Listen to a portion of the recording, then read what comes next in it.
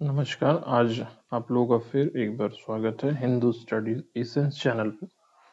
आज हम लोग एक और जो अपनी सीरीज देख रहे हैं इम्पोर्टेंट क्वेश्चंस की, जो इम्पोर्टेंट टेंटेटिव क्वेश्चंस हो सकते हैं एग्जाम में, वो सीरीज चल रही है। आज उसका तीसरा वीडियो है। आज हम लोग उसमें जो प्रमुख कवि हैं, प्रमुख राजा हैं और जो उनके राजवंश हैं, यूनिट 10 मिसलेनियस सेक्शन में, वहाँ से हम लोग कुछ इम्पोर्टेंट क्वेश्चंस जो आ सकते हैं एग्जाम में, उससे हम लोग कवर करेंगे। तो आइए शुरू करते हैं।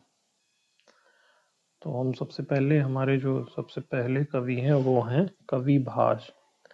देखिए, संस्कृत साहित्य के प्रसिद्ध नाटककार थे जिनके जीवन काल के बारे में बहुत ज़्यादा मतलब पता नहीं है किसी को, और इनका जो सबसे चर्चित नाटक है वो स्वप्न वासव दत्ता है।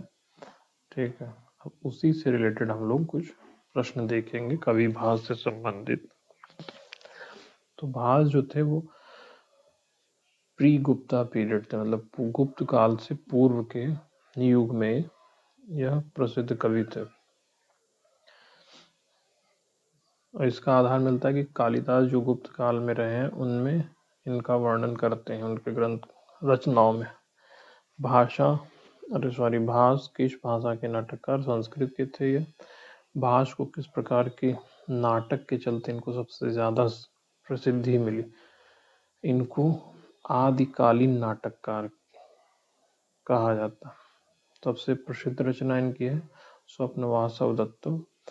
कुल रचनाएं इनकी 13 नाटक इन्होंने लिखे हैं, और उसकी लिस्ट मतलब उसको आप जरूर देख लीजिएगा, हो सकता है कभी पूछ दे। जैसे स्वप्न वासव दत्ता है, प्रतिज्ञा योगन धरायण है, दारिद्र चारुदत्त है, अभिमारक, प्रतिमा नाटक, अभिषेक नाटक, बालचरित, पंचरात्र, मध्यम व्यायोग, दूत वाक्य, दूत घटोत्कच, कर्णभार, उरुभंग। ये जो आपके 13 नाटक प्रसिद्ध हैं। भास के नाटकों का प्रमुख विषय है पौराणिक ऐतिहासिक। भास के नाटकों की खोज की थी गणपति शास्त्री ने। भास के नाटक किस ग्रंथ में संकलित मिले? त्रिवेणी संग्रह। भास के नाटकों की भाषा सरल संस्कृत। भास के नाटकों के प्रमुख पात्र जो हैं उदयन, वासवदत्ता, फिर कर्ण और दुर्योधन। इसे आप देखिए कि किस में है, किस नाटक में। उरुभंग में दुर्योधन है, कर्णभार में कर्ण है, फिर वासवदत्ता है, फिर उदयन है। कौन किस में आपको मिलेगा, ये इम्पोर्टेंट जो पात्र हैं इन्हें देख लीजिएगा। भास के नाटकों में कौन सी प्रमुख विशेषता भावनात्मक गहराई पाई जाती है? भास के नाटकों में किस प्रकार का नाट्य रूप मिलता है? प्राचीन पारिभाषिक नाट्य रूप। प्रतिज्ञा योगन धारायण किस कवि का नाटक? यह भी बहुत महत्वपूर्ण है भास का। भास ने अपने नाटकों में किस दर्शन का प्रभाव दिखाया? धर्म और कर्म के संतुलन का। भास का काल जो है वो दूसरे मतलब ईसा पूर्व 2nd सेंचुरी बीसी से मानते हैं, 2nd AD तक के बीच इनका मतलब टाइम पीरियड है। भास भरत मुनि के नाट्य शास्त्र से अत्यंत प्रभावित है। भास का प्रिय नायक जो है कहा जाता है कि वह उदयन। अभिमारक के रचयिता भास ही है। कर्णभारम इनकी है जो महाभारत की कर्ण की कथा के विषय में बताती है। भास के नाटकों में किस प्रकार का संवाद मिलता है? मतलब मनोवैज्ञानिक है, साइकोलॉजिकल है और बहुत डेप्थ मीनिंग के साथ है। फिर इनकी काव्यात्मक शैली, प्रथम शास्त्रीय नाटककार हैं। अब इनमें प्रश्न जो इम्पोर्टेंट थे वो हो चुके हैं। अब कवि कालिदास के विषय में देखते हैं। यह गुप्त युग के कवि थे, संस्कृत भाषा में कवि लिखते हैं। चंद्रगुप्त द्वितीय विक्रमादित्य के जो 9 रत्न थे उसमें से एक थे कवि कालिदास। कालिदास को किस उपाधि से सम्मानित किया गया? कवि कुलगुरु। इनका प्रसिद्ध नाटक है अभिज्ञान शाकुंतलम कविता। इनकी जो प्रमुख रचनाएं हैं वो 7 हैं। ठीक है, उन 7 नाटकों में 3 नाटक हैं। ठीक है, ये इम्पोर्टेंट है, ये पूछा है मैचिंग में। तो 3 नाटक है उसमें, अभिज्ञान शाकुंतलम, अभिज्ञान शाकुंतलम, विक्रमोर्वशीयम, विक्रमोर्वशीयम, ये आप देख लीजिएगा नेट पे, और मालविकाग्निमित्रम, मित्रम। ये 3 नाटक और 2 महाकाव्य।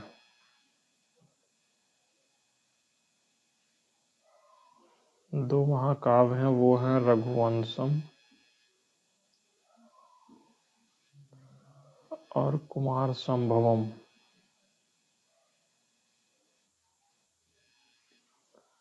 फिर 2 खंड काव्य,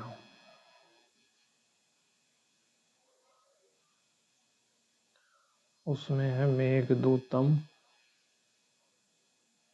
और ऋतु संहारम, तो संहार। ये 2 खंड काव्य। तो एक बार पूछा गया है कि कौन से खंड काव्य है, उसमें मेघदूत लिखा है, ऋतु संहार लिखा है, तो ये देख लीजिएगा। नाटक मैचिंग करने को आ सकता है महाकाव्य, खंड काव्य। कालिदास की जो प्रसिद्ध महाकाव्य है कुमार संभवम। फिर आपने श्रृंगार रस का प्रयोग सबसे ज्यादा इसमें इनके देखा जाता है। कालिदास का जीवन स्थान, जो जन्म स्थान है, उज्जैनी है।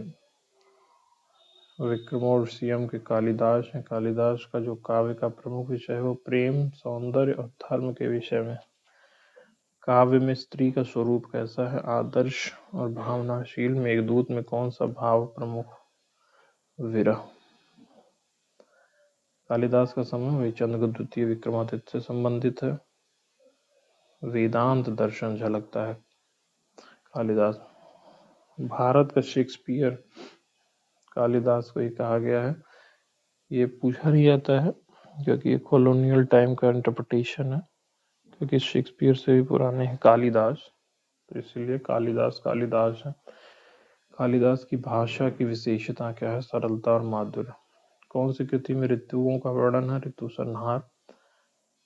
रचनाओं में इन्होंने 3-4 विधाओं का इस्तेमाल किया है, जो ये है। कौन सी रचना विश्व प्रसिद्ध? सबसे फेमस तो अभिज्ञान शाकुंतलम है। फिर भारतीय साहित्य में इनका स्थान सर्वोच्च। अब हम देखेंगे कवि अश्वघोष के विषय में। ये कुषाण युग के हैं। ये बौद्ध धर्म के प्रमुख आचार्यों में से भी हैं, जिनके अंडर चौथी बौद्ध संगीति आयोजित की गई थी। अश्वघोष का जन्म कहाँ हुआ था? कुछ लोग कहते हैं सारनाथ, कुछ लोग कहते हैं आपको मिलेगा अयोध्या, तो ये कंट्रोवर्शियल है। कनिष्क के दरबार में यह कवि थे। इनकी प्रमुख कृति बुद्ध चरितम है, जो संस्कृत में लिखी गई है। सौंदर्य नंद है कविता अश्वघोष की है। ये पूछा भी गया प्रीवियस ईयर में 2 बार लगातार। अश्वघोष किस प्रकार के कवि थे? धार्मिक और दार्शनिक। बौद्ध दर्शन ही इनके रचनाओं में झलकता है, क्योंकि ये बौद्ध आचार्य भी थे। सारीपुत्र कर्णम अश्वघोष की ही तीसरी रचना है। ये संस्कृत में बौद्ध काव्य को लिखते हैं। गंभीर और काव्यमय भाषा का प्रयोग करते हैं। बुद्ध का जीवन और उपदेश, यही इनकी रचनाओं का प्रमुख विषय है।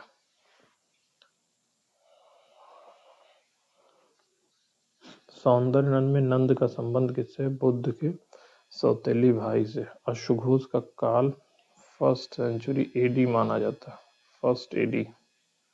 अश्वघोष किस क्षेत्र के निवासी थे? देखिए मगध भी आपको मिल रहा, मतलब आपको इनके जन्म स्थान में काफी डिस्प्यूट मिलेगा, बट आपको इनकी रचनाओं को प्रमुखता से देखिए वहीं से प्रश्न पूछे जा रहे।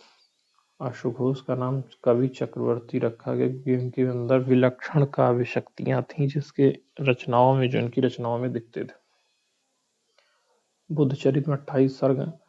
आशुघोष की रचनाओं का उद्देश्य था बौद्ध धर्म का प्रचार। आशुघोष किस काव्य के लिए प्रसिद्ध है? चरित काव्य। आशुघोष का प्रभाव किन पर पड़ा? नागार्जुन व अन्य बौद्ध आचार्यों पर। आशुघोष की रचनाओं की भाषा शैली उच्च संस्कृत और दार्शनिक। इनके जो रचनाएं हैं वो बौद्ध धर्म के विस्तार का दस्तावेज भी कहा जाता है। आशुघोष की जो मृत्यु हो पेशावर के पास हुई क्योंकि कनिष्क का राजवंश इन्हीं सब उत्तर पश्चिम क्षेत्रों में फैला हुआ था। आशुघोष को भारत का प्रथम महान बौद्ध कवि क्यों कहा जाता है? क्योंकि बौद्ध विषय को काव्य में रूपांतरित करके इन्होंने इसकी रचनाएं की। अब अगले कवि हैं कवि सोमदेव सूरी। यह संस्कृत भाषा के कवि थे। इनकी प्रमुख रचना है कथा सरित सागर। कथा सरित सागर का है आधार ग्रंथ बृहद कथा। सोमदेव सूरी कश्मीर के कहे जाते हैं। अनंत देव के ये राज दरबारी कवि थे। कथा सरित सागर में लगभग 350 कथाएं हैं। सोमदेव सूरी का काल जो है 11वीं शताब्दी माना जाता है। यह ब्राह्मण यानी कि शैव परंपरा से संबंधित थे। कथा सरित सागर का अर्थ है कथाओं का सागर। श्लोक की भांति इन्होंने छंदों की रचना की है। कथा सरित सागर का मुख्य पात्र है नारवाहन दत्त। सोमदेव सूरी का उद्देश्य क्या था? मनोरंजन और नीति शिक्षा। कथा सरित सागर का मूल लेखक कौन है? गुणाढ़। सोमदेव सूरी की शैली है सरस और वर्णनात्मक। पैशाची भाषा से संस्कृत में अनुदित है कथा सरित सागर। कथा इनकी जो रचनाएं हैं किस साहित्यिक श्रेणी में आती हैं? प्रबंध काव्य में आती। सोमदेव सूरी का योगदान लोक कथाओं का जो शास्त्रीयकरण है वह उन्होंने किया। नीति और धर्म की बात की। कथा परंपरा की संरक्षण में इनका बहुत ही बड़ा योगदान है। सोमदेव सूरी की रचना मतलब एक तरह से पंचतंत्र जो है उसी के समान पाई जाती है। इसमें नीति और अन्य दर्शनों के विषय में बात की गई।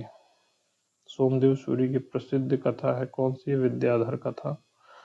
सोमदेव सूरी की साहित्य किस धारा से संबंधित? कश्मीर कथा साहित्य।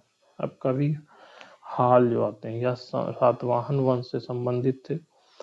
1st सेंचुरी या 2nd सेंचुरी एडी इनका टाइम पीरियड है। ये इनका पूरा नाम है राजा हाल जो सातवाहन राजवंश के थे। इनकी प्रसिद्ध जो कृति है रचना है गाथा सप्तशती है। यह महाराष्ट्री प्राकृत भाषा में लिखी गई। इसमें लगभग 700 गाथाएं। इसका दूसरा नाम सप्तशती या हाल सप्तशती। इसमें प्रेम श्रृंगार और लोक जीवन का वर्णन है।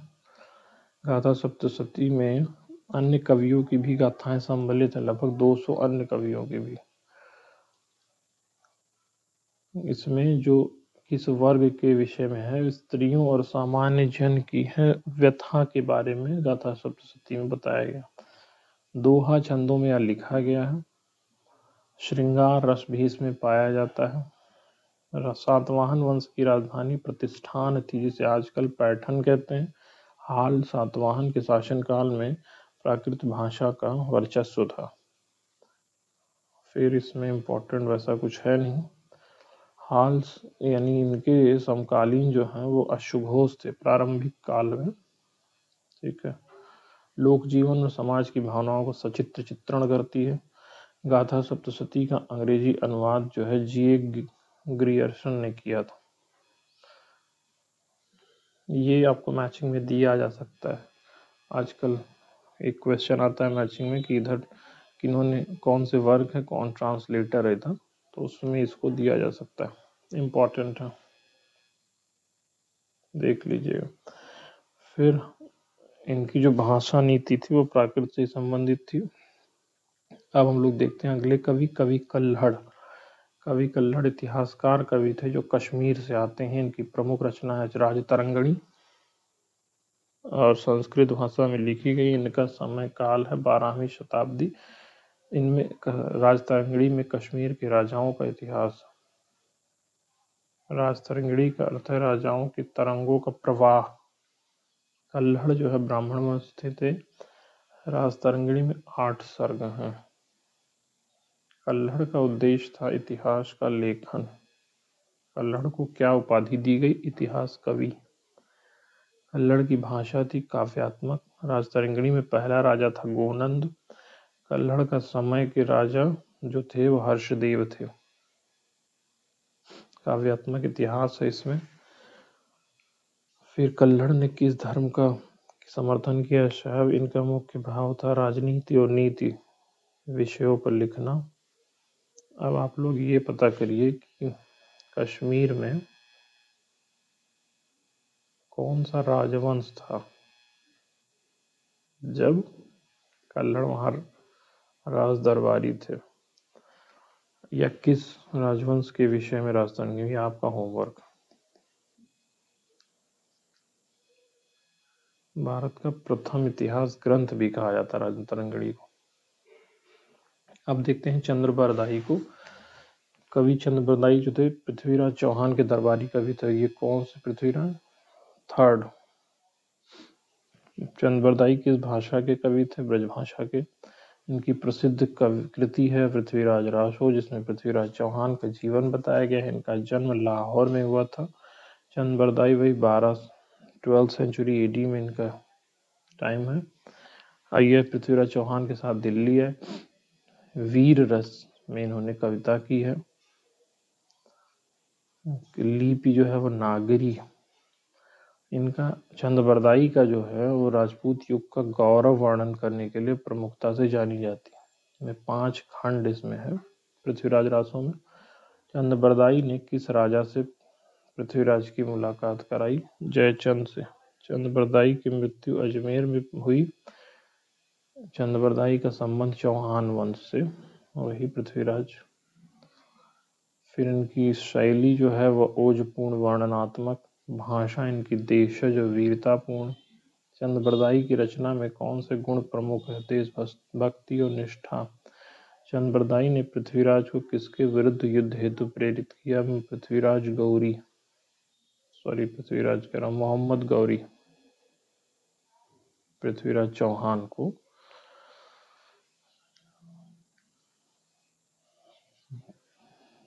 तो चंद्रबरदाई को कौन सी उपाधि दी गई? राजकवि। चंद्रबरदाई की भाषा में क्या विशेषता? लोक प्रचलित और यथार्थपूर्ण। चंद्रबरदाई ने ही गौरी को मारने की जो योजना थी लास्ट में, पृथ्वीराज चौहान के जीवन का जो अंतिम क्षण है उसके बारे में वीर गाथा परंपरा या वीर रस के थ्रू पृथ्वीराज रासो में मतलब डिस्क्राइब किया। अब हम लोग देखते हैं कुछ राजवंशों को। अब मौर्य वंश इसमें प्रमुख है। इसके संस्थापक थे श्रीगुप्त कहे जाते हैं, लेकिन जिसके समय यह अच्छे से ऑर्गेनाइज वे में सामने है वो चंद्रगुप्त मौर्य फर्स्ट थे। अच्छा, ये मौर्य वंश का मैंने श्रीगुप्त बोला है, वो गुप्त वंश के हैं, उसमें चंद्रगुप्त आती है। तो चंद्रगुप्त मौर्य, मौर्य वंश के, मौर्य वंश का हम लोग बात कर रहे हैं, तो उसमें चंद्रगुप्त मौर्य हैं। और इसके बाद बिंबिसार है, फिर अशोक, बिंदुसार, अशोक। मौर्य साम्राज्य की राजधानी थी पाटलिपुत्र। चंद्रगुप्त मौर्य के गुरु चाणक्य, कौटिल्य। मौर्य वंश का स्वर्णयुग, अशोक का शासनकाल। अशोक का राज्याभिषेक 273 BC में हुआ था। अशोक ने बौद्ध धर्म अपनाया और चंद्रगुप्त ने जैन धर्म अपनाया था, जिसने उन्होंने सल्लेखना से अपने प्राण त्यागे थे। फिर अशोक के शिलालेख ब्राह्मी लिपि में। अशोक का प्रसिद्ध जो स्तंभ है या प्रतीक है वह सिंह स्तंभ है।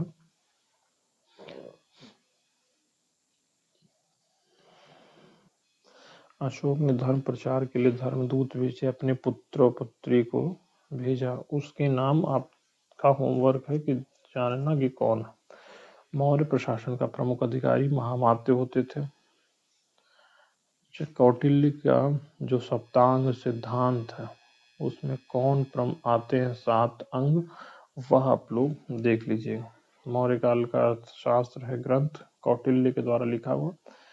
बिंदुसार चंद्रगुप्त के पुत्र। मौर्य काल में सिकंदर का भारत आक्रमण किस समय हुआ? मौर्य स्थापना से पहले, यानी कि जब नंद वंश का अंतिम समय चल रहा था उसी समय। चंद्रगुप्त मौर्य का साम्राज्य कहाँ तक फैला था? अफगानिस्तान से बंगाल तक। अशोक के समय में तृतीय बौद्ध संगीति हुई। मौर्य काल में सिक्कों का पंचधातु से बनते थे। अंतिम मौर्य राजा था बृहदत्त। बृहदत्त की हत्या की पुष्यमित्र शुंग ने, फिर शुंग वंश की स्थापना की। ये उनके एक तरह से सेनापति थे। अशोक ने किस युद्ध के बाद बौद्ध धर्म को स्वीकार किया? कलिंग युद्ध को। मौर्य शासन की व्यवस्था किस प्रकार थी? केंद्रीकृत। मौर्य काल में विदेश संबंध कहाँ कहाँ से थे? तो यूनान, श्रीलंका, फारस, इन सब जगहों पे। अशोक का प्रिय शिलालेख गिरनार में मिलता है। चंद्रगुप्त मौर्य ने अंत में कौन सा धर्म अपनाया? जैन धर्म। अशोक का प्रतीक आज भारत के राष्ट्रीय प्रतीक के रूप में जाना जाता है। मौर्य वंश का भारतीय इतिहास में स्थान क्या है? प्रथम अखिल भारतीय साम्राज्य, पैन इंडिया को एक साथ लेके चलता है। राजा ललितादित्य जो कश्मीर से हैं, कारकोट राजवंश से हैं। इनका शासनकाल 724 से 760 ईस्वी। इनका पूरा नाम है ललितादित्य मुक्तापीड। इनकी राजधानी थी परिहारपुर। इन्होंने मार्तंड सूर्य मंदिर का निर्माण कराया। यह शैव धर्म के अनुयायी थे। इनका साम्राज्य मध्य एशिया तक फैला हुआ था। ये कश्मीर के महान शासक या सम्राट कहे गए हैं। इन्होंने तुर्क और भाटों पर भी विजय प्राप्त की। ललितादित्य का शासन समृद्ध और शक्तिशाली था। स्थापत्य की दृष्टि से यह एक महत्वपूर्ण काल रहा है। फिर इसके बाद ललितादित्य मुक्तापीड का राजतरंगिणी में भी उल्लेख मिलता है। शैव और वैष्णव धर्म दोनों फैले इसमें। मूर्ति कला इसमें प्रसिद्ध कलाओं में से एक थी। इनकी मृत्यु हुई थी मध्य एशिया के अभियान के दौरान। ललितादित्य का राज्य व्यापार और संस्कृति में समृद्ध था। इन्होंने ललितादित्य के काल में कौन सा ग्रंथ लिखा गया? नीलमत पुराण लिखा गया। ललितादित्य के शासन में कौन सी भाषा प्रचलित थी? संस्कृत। धार्मिक सहिष्णुता थी। इनको मुक्तापीड का उपनाम दिया गया। यह कश्मीरी स्वर्णयुग का काल था जो प्रसिद्ध रहा। उसी से कश्मीर की एकता और संस्कृति का भी विस्तार इन्हीं के समय में हुआ। अब राजा चक्रध्वज सिंह के विषय में देखते हैं। यह असम के राजा थे। अहोम वंश से संबंधित इनका शासनकाल 1663 से 1669 ईस्वी था। इनके प्रमुख शत्रु थे मुगल साम्राज्य उसी समय था, और औरंगजेब उस समय शासन में था। चक्रध्वज सिंह ने किस मुगल सेनापति से? मिर्जा राजा जय सिंह, जो औरंगजेब के सेनापति थे। चक्रध्वज सिंह का उद्देश्य था असम की स्वतंत्रता की रक्षा करना। उन्होंने किस स्थान से शासन किया? गढ़गांव से। सराय घाट का युद्ध इसी समय हुआ जिसमें इन्होंने मुगलों को पराजित किया, और उस युद्ध का सेनापति थे लाचित बरफुकान, जो बहुत ही प्रसिद्ध। अभी उनकी प्रतिमा का अनावरण हुआ है प्रधानमंत्री मोदी द्वारा। चक्रध्वज सिंह ने किस धर्म को माना? हिंदू धर्म। इनकी जो स्वतंत्रता और स्वाभिमान से संबंधित इनकी नीति थी। वैष्णव परंपरा का इन्होंने प्रचार प्रसार किया। असमिया भाषा इनके समय प्रसिद्ध थी। मुगलों से शांति हुई युद्ध के बाद समझौते से। असम का किला उनके समय प्रसिद्ध था, गढ़गांव किला। इनके समय नौकायन की कला फेमस थी। इनके सेनापति लाचित बरफुकान। उनका शासनकाल 6 वर्ष लंबा। वो असम के ऊपरी असम में, तब एक हिली रीजन है, वहां से उनका जन्म हुआ था। चक्रध्वज सिंह एक वीर राजा के नाम से जाने गए। 1669 ईस्वी में इनकी मृत्यु हो गई। अब चोल वंश है जो इसके संस्थापक विजयालय, राजधानी तंजौर, महान राजा राजराज चोल, बृहदेश्वर मंदिर का निर्माण उन्होंने कराया। फिर स्वर्ण युग आया राजेंद्र चोल के समय में, 9th सेंचुरी से 13th सेंचुरी एडी इसका शासन काल है, जो तमिलनाडु राज्य में थे। इनका बंगाल की खाड़ी पर आधिपत्य था, अधिकार था, वहां से वो ट्रेड करते थे। चोल वंश की लिपि तमिल थी। शासन व्यवस्था संगठित। राजराज चोल का पिता परांतक द्वितीय थे। चोल वंश का संस्थापक विजयालय, राजधानी तंजावुर, महान राजा राजराज चोल, बृहदेश्वर मंदिर इनके समय में निर्माण हुआ।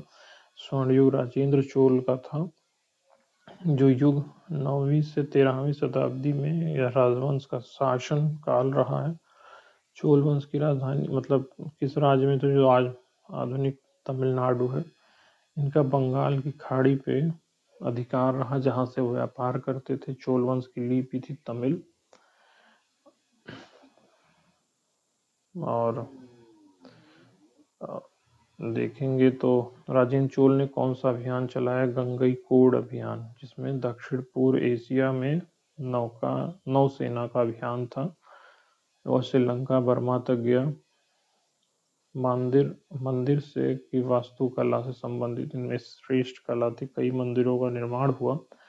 शैव और वैष्णव दोनों संप्रदायों को प्रचार प्रसार का मौका मिला इनके समय में।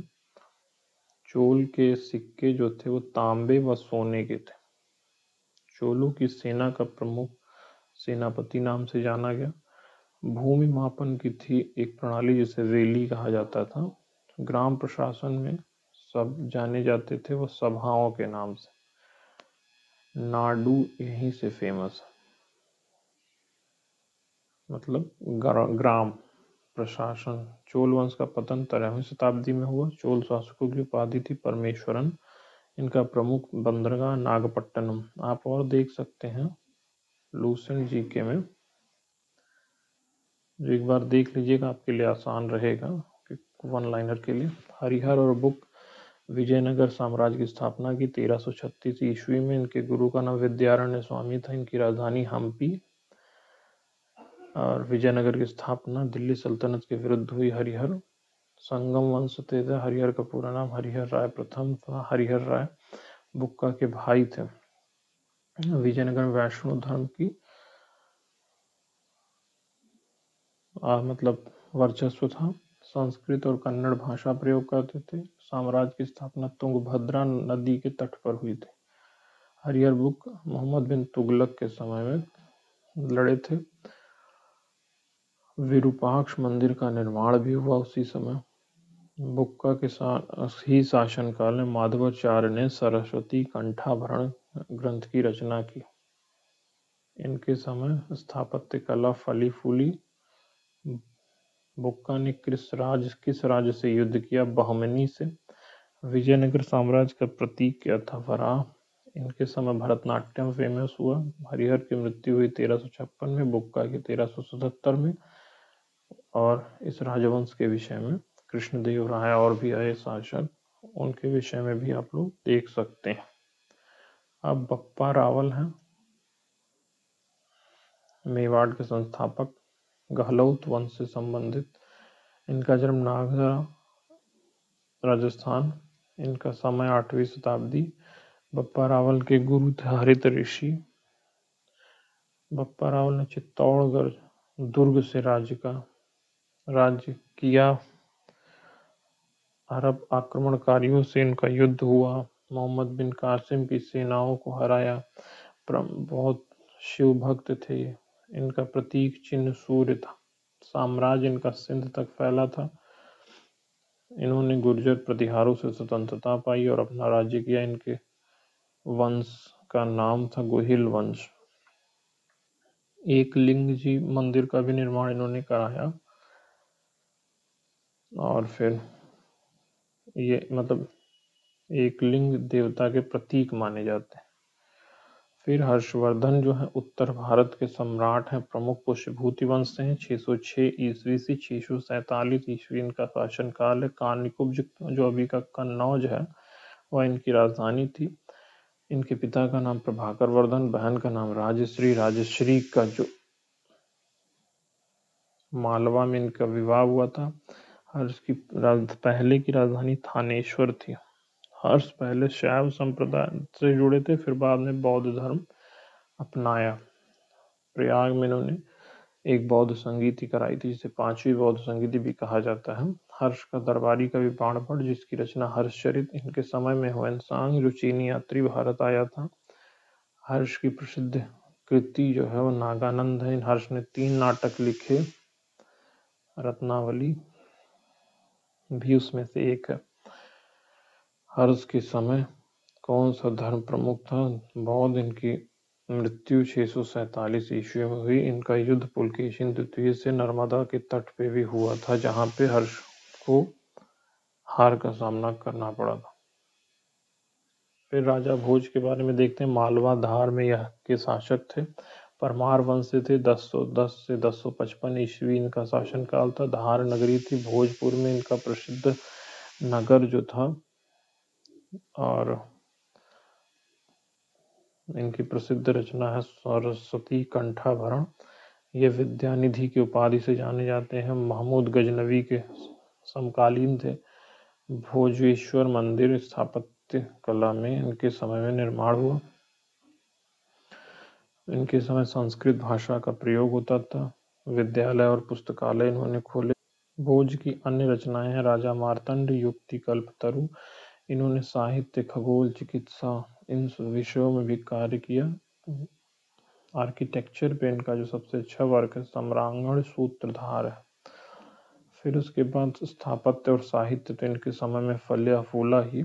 चालुक्यों के आक्रमण से इनकी राजवंश का पतन हुआ और भोज को ही विक्रमादित्य कहा जाता है, ऐसे कुछ कहानियां मिलती हैं। यह एक शिव भक्त थे। फिर आता है राजा दाहिर सेन। ये सिंधु के अंतिम हिंदू राजा थे। ब्राह्मण वंश से संबंधित इनकी राजधानी अनौर थी। 695 से 712 ईस्वी तक इनका शासनकाल था। मोहम्मद बिन कासिम ने जब पहला मुस्लिम आक्रमण हुआ तो इन्होंने ही दाहिर से युद्ध किया। फिर दाहिर सेन की मृत्यु हुई। इनकी पत्नी का नाम रानी लाड़ी था।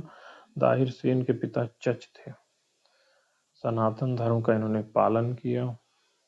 फिर इसमें कुछ और प्रमुख है नहीं, यही बहुत है। यह चाच वंश के अंतिम शासक थे। दाहिर सेन का प्रतीक सूर्य ध्वज था। फिर राजा मार्तंड वर्मा आ जाते हैं त्रावणकोर में। वहां के शासक थे 1729 से 1758 ईस्वी। विराड़ वंश से संबंध रखते हैं यह। इन्होंने कोलाचल का युद्ध किया, डच सेना को भी हराया। पद्मनाभपुरम में राजधानी थी इनकी, और वहां के देवता का उन्होंने मंदिर निर्माण भी करवाया, और खुद इन्होंने पद्मनाभ दास की उपाधि भी ग्रहण की। इनका प्रसिद्ध बंदरगाह कोल्लम है। वैष्णव धर्म के अनुयायी थे। इनका प्रिय ग्रंथ भगवद गीता था। इनका राज्य देव स्वामित्व नाम से प्रसिद्ध था। पद्मनाभ स्वामी मंदिर प्रमुख मंदिरों में से एक है, जिनका निर्माण इनके कार्यकाल में हुआ। फिर इसके और ज्यादा कुछ इसमें है। इनकी मृत्यु 1758 ईस्वी में हुई, और इन्हीं के त्रावणकोर को आधुनिक त्रावणकोर के नाम से अभी जाना जाता है, जो केरल में आता है। तो इसी के साथ हम लोग का कुछ इम्पोर्टेंट जो टेंटेटिव क्वेश्चन है वो हम लोगों ने देखे। हम लोग फिर जल्द ही और कुछ प्रश्नों के साथ आपसे मिलेंगे। तब तक के लिए धन्यवाद।